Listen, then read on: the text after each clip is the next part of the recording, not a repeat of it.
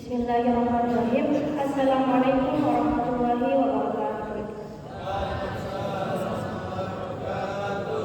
Alhamdulillahirabbil alamin. Wassalatu wassalamu ala asyrofil anbiya'i wal mursalin sayyidina Muhammadin wa ala alihi washabbihi ajmain.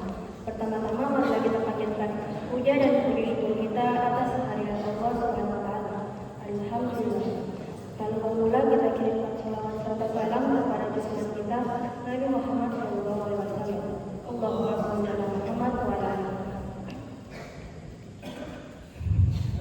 A'udzubillahi minasyaitonir rajim. Wa la taqfu ma laysa bihi ilm. Inna as-sam'a wal basara wal fu'ada kullu ulaika kana mas'ula. Artinya, janganlah engkau mengikuti sesuatu yang tidak. Sesungguhnya pendengaran, penglihatan dan hati nurani semua itu akan diminta pertanggungjawabannya. Quran surah Al-Isra ayat 36. Ayat ini menegaskan bahwa pendengaran, penglihatan dan hati nurani adalah pemberian Allah yang akan diminta pertanggungjawaban atas penggunaannya. Ini berarti manusia bertanggung jawab atas bagaimana mereka menggunakan kemampuan indah dan pikiran mereka untuk memperoleh pengetahuan dan mengambil keputusan. Hadirin yang dimuliakan Allah Subhanahu wa taala, izinkan saya menyampaikan sedetik ilmu yang saya miliki seputar jangan malu menjadi baik. Kenapa saya angkat tema ini? Karena di zaman sekarang, terutama di kalangan remaja, kadang kebaikan itu malah dilakukan. Contohnya, jika ada teman yang rajin sholat, dibilang alim. Jika ada yang jaga pandangan, dibilang gagal. Jika ada yang menolak diajak menumpang sampai ke kajian, dibilang lasik. Padahal Rasulullah SAW bersabda,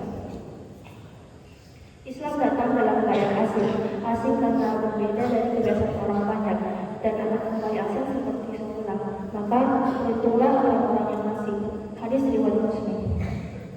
Artinya kalau kita merasa berbeda karena berusaha jadi baik, itu justru tanda kita berada di jalan yang benar. Yang kami kita lakukan bukan pandangan manusia, tapi pandangan Allah.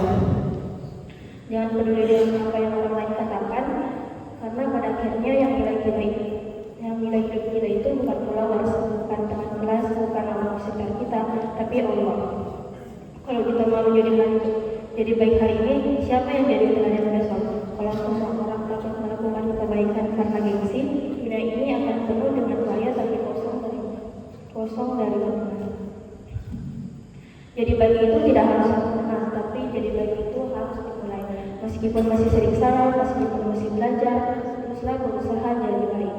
Allah Subhanahu wa taala berfirman dalam Quran Fussilat ayat 30, sesungguhnya orang-orang yang mengatakan Tuhan kami adalah Allah, kemudian mereka istiqomah terus, maka malaikat akan turun kepada mereka dan berkata, janganlah kamu takut dan jangan bersedih hati, bergembiralah dengan surga yang telah dijanjikan untukmu.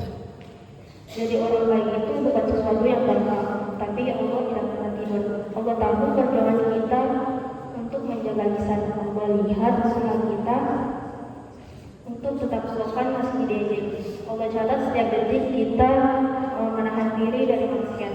Dan itu bukan karena outfit, dan itu bukan karena viral, dan itu saat kita istiqomah di tengah arus yang menjerumuskan.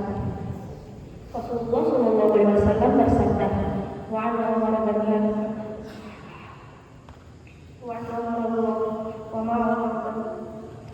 Bani Hasim radhiyallahu anhu qala Rasulullah sallallahu alaihi wasallam al-ahya ala ya'ti ila bikhair muttafaqun alaih. Malu itu tidak datang kecuali dengan membawa kebaikan. Hadis riwayat Bukhari dan Muslim. Tetap senantiasa menjadi orang yang dapat mencontoh dalam kebaikan, tidak harus menjadi sempurna hari ini. Yang penting terus bergerak, terus belajar, dan jangan berhenti jadi versi terbaik dirimu. Ada satu kisah Nabi Musa dan dua pemuda. Setelah melarikan diri dari Mesir karena membela seorang Israel yang tertindas, Nabi Musa alaihissalam tiba di sebuah tempat bernama Madian. Di sana, ia melihat sekumpulan orang sedang memberi minum dengan ternak mereka, dan dua perempuan berdiri sambil menahan kambing mereka. Lalu Nabi Musa alaihissalam bertanya, apa masalah kalian berdua? Mereka menjawab, kami tidak bisa memberi minum ternak kami sebelum para pengembala laki-laki selesai. Dan ayah kami adalah seorang tua yang sudah lanjut usia. Mendengar itu, Nabi Musa alaihissalam langsung memeluk mereka tanpa pamrih, tanpa mengenal mereka, tanpa malu berbuat baik, meski dirinya sedang lelah, lapar dan menjadi pelarian. Setelah itu, Nabi Musa alaihissalam duduk di bawah pohon dan berdoa. Ya Tuhanku, sesungguhnya aku sangat memerlukan kebaikan yang engkau turunkan kepadaku.